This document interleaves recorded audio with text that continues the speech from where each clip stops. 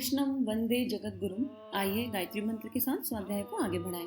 ओम भूर्भुवः स्वः तत्सवितुर्वरेण्यं भर्गो देवस्य धीमहि धियो यो नः प्रचोदयात्। इतना सुंदर स्वाध्याय चल रहा है। गुरुदेव हर घर को देव मंदिर बनाना चाहते हैं और उसके लिए गुरुदेव ने बहुत सुंदर सुंदर सिंपल स्टेप्स बताए कि हमें क्या करना है। हमें कुछ बहुत बड़ा नहीं करना, हमें कोई ज़मीन नहीं खरीदनी, हमें कुछ भी करने की आवश्यकता नहीं है। बस अपने घर में एक छोटी सी पूजा स्थली बनानी है और क्या क्या उसके स्टेप्स हैं, क्या यज्ञ प्रयोग है, वो सब गुरुदेव ने समझाया।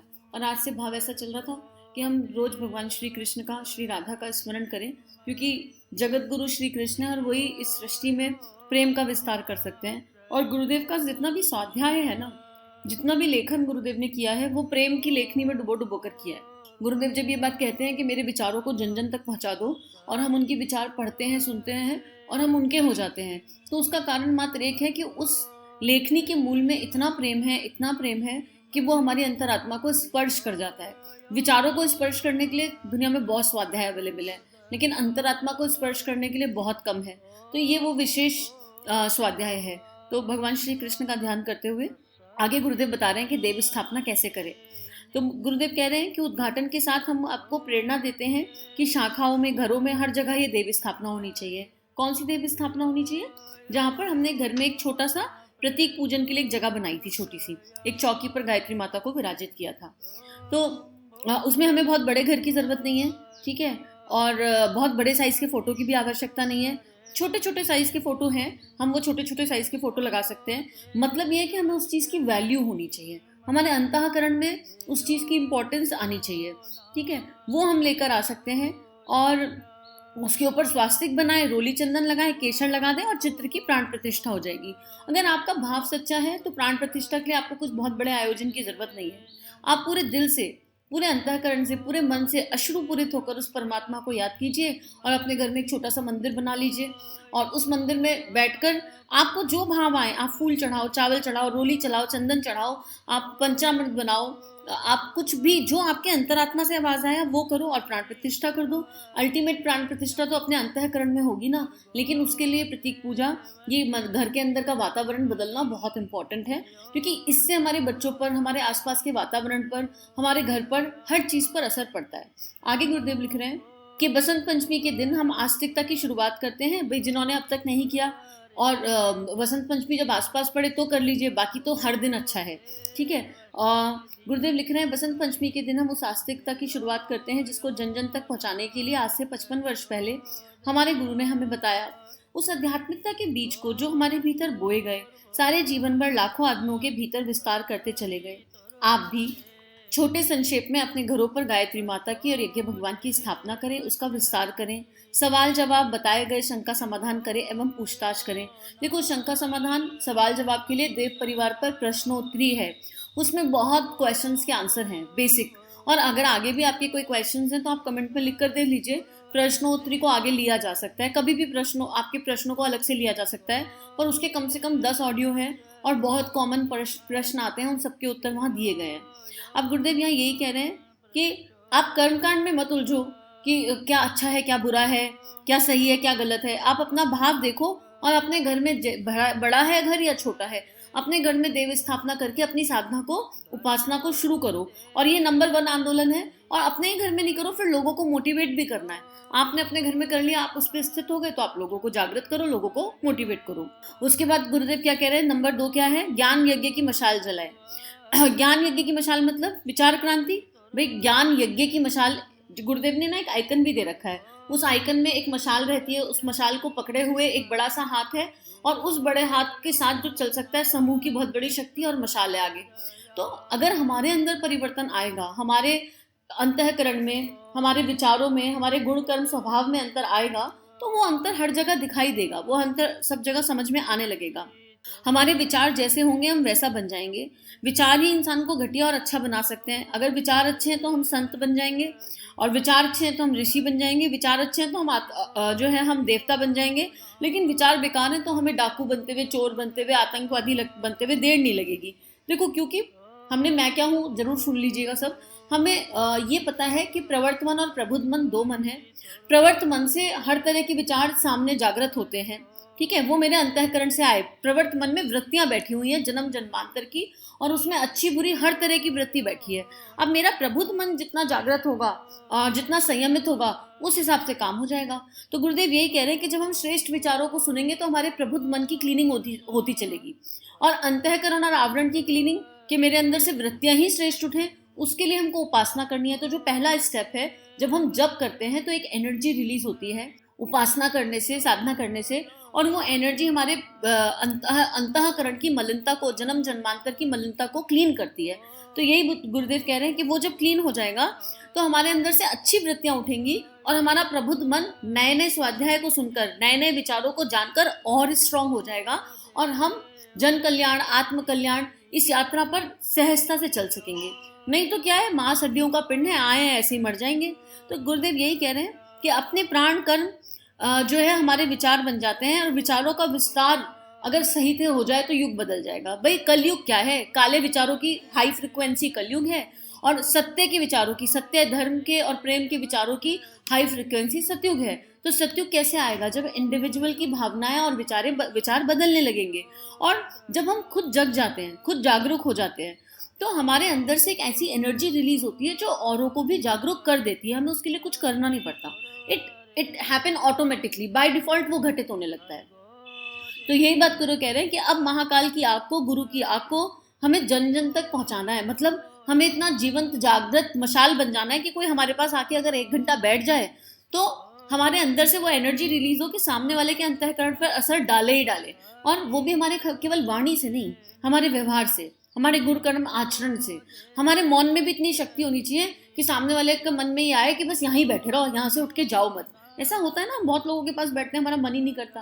तो यही बात गुरुदेव कह रहे हैं कि अब अपने आप को चलती फिरती ज्ञान की मशाल, प्रेम की मशाल बना लो, करुणा संवेदना की मशाल बना लो। देखो यहाँ पर प्रेम होता है तो क्या, ज्ञान और प्रेम में क्या अंतर है, थोड़ा सा समझ लेते हैं। गुरुदेव हमें प्रेम से जागृत मशाल बनाना चाहते हैं। आप रास्ते में गए, ये बहुत कॉमन होता है, हमें कई बार बहुत भिखारी मिल जाते हैं जो पैसा मांग रहे होते हैं, या कई बार कोई लेडी मिल जाएगी, बच्चा गोदी में है और बहुत दीनहीन सा है, और वो कहेगी खाना खिला दो, ठीक है। तो जब प्रेम ज्ञान भीतर होगा तो हमारे मन में इस तरह के विचार आएंगे कि अरे ये खुद से कुछ काम क्यों नहीं करती है, क्यों ये भीख मांग रहे हैं, इनकी सेल्फ रिस्पेक्ट नहीं है क्या, ऐसा नहीं है क्या, वैसा नहीं है क्या। और बहुत ज़्यादा अगर प्रेम ज्ञान होगा, बहुत मन में प्रेम के भाव बहुत उदय होंगे और उससे उत्पन्न ज्ञान होगा, तो हम उनके पास जाकर उनसे ये बात भी करेंगे, आप कुछ काम क्यों नहीं करते हो, आप ऐसा क्यों नहीं करते हो, उनको कुछ कुछ बातें बताएंगे। लेकिन जब प्रेम भक्ति से उत्पन्न ज्ञान होगा तो हम पहले संवेदना का हाथ रखेंगे, उसको उसकी मजबूरी पूछेंगे, अरे तुम्हारा बच्चा बड़ा कमजोर है, कोई परेशानी तो नहीं है तुम्हारे को, बताओ तुम्हारी क्या परेशानी है, हम तुम्हारी क्या मदद कर सकते हैं। पहले मदद का हाथ आगे बढ़ेगा, पहले करुणा संवेदना का हाथ आगे बढ़ेगा, हम तुम्हारे लिए कुछ इंतजाम कर दें, तुम्हारे बच्चे के लिए दूध ले आए, तुम्हें कोई तुम्हारे लिए जो जो हम कर सकते हो। और उसके बाद उस सामने वाले के अंतःकरण को आपने स्पर्श कर लिया तो वो अपने आप ओपन अप हो जाएगा सामने वाला कि हाँ मुझे ये परेशानी है। भाई किसे अच्छा लग रहा है वो काम करना जो वो कर रहे हैं, ये हमारी दृष्टि है कि उनको इस काम में आनंद आ रहा है। किसी को नहीं आता ऐसे काम में आनंद, हर कोई कुछ अच्छा करना चाहता है, लेकिन उनके सामने कोई मजबूरी, कोई परिस्थिति है जिस वजह से वो जो है वो बन गए हैं। अगर कोई उनके अंतःकरण को स्पर्श कर ले तो उनका जो रूखापन है वो स्मेल्ट हो जाएगा, और फिर वो आपको अपनी परेशानी बताएंगे। फिर आप उस परेशानी का सॉल्यूशन देते हुए उन्हें ये बताओ कि ये जो काम है ये ठीक नहीं है, क्या इसकी जगह तुम और कुछ काम करना चाहोगे। और केवल कहो मत, उनके लिए कोई व्यवस्था बना के दो, ढूंढो कि हम क्या इनके लिए व्यवस्था कर सकते हैं। तो गुरुदेव यही कह रहे हैं कि ज्ञान की मशाल, प्रेम से जली हुई ज्ञान की मशाल अब हम अपने आप में उठा लें, अपने हाथ में उठा लें, और हम खुद ऐसे बन जाएं तो हम पूरी दुनिया को बदल सकते हैं। आगे कह रहे हैं, मित्रों जो नया युग आएगा वह कैसे आएगा, वो ज्ञान से आएगा, विचारों से आएगा, किसी बंदूक से नहीं आएगा। कितनों को मारेंगे कलयुग में? 90% लोग कलयुग की सोच के हो रहे हैं, उनकी भी मजबूरी है, क्योंकि पूरे यूनिवर्स में वही वाइब्रेशन है, हर जगह लोभ, मोह, अहंकार, वासना यही है। तो आप किस किस को खत्म करोगे, किस किस को मारोगे?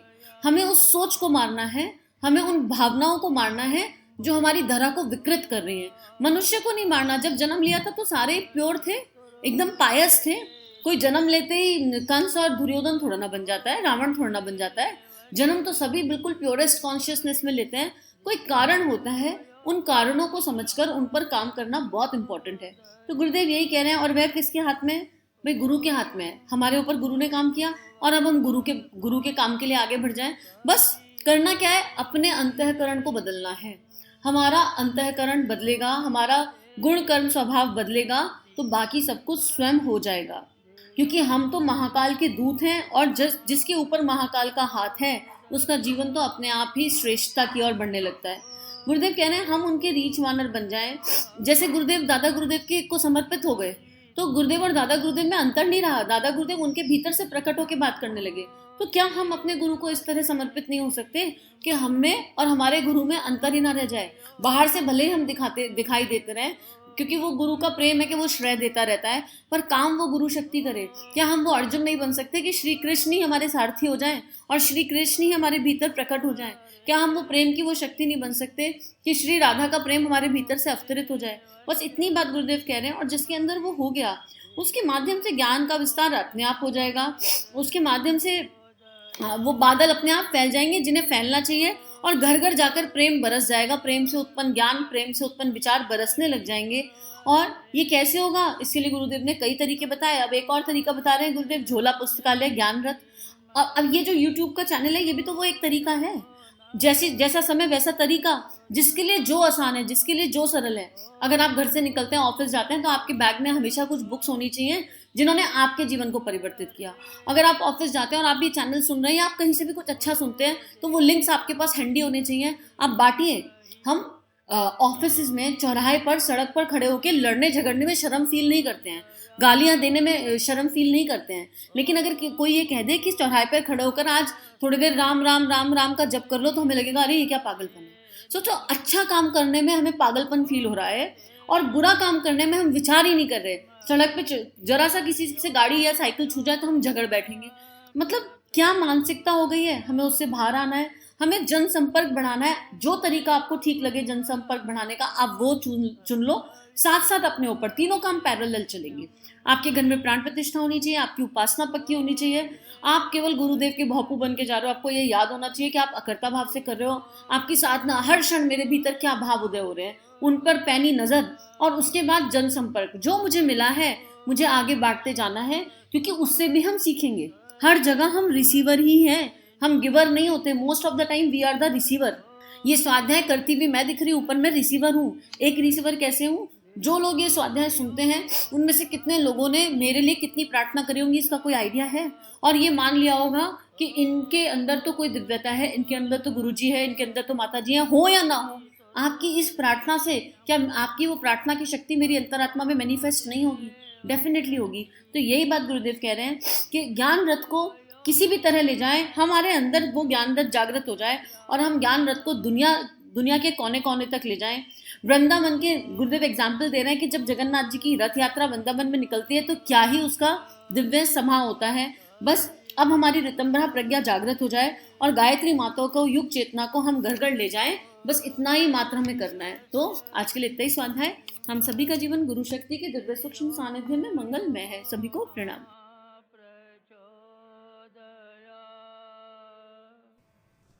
हमारे YouTube चैनल को सब्सक्राइब कीजिए और बेल आइकन पर क्लिक कीजिए, ताकि आने वाली सभी वीडियो की नोटिफिकेशन आपको मिलती रहे।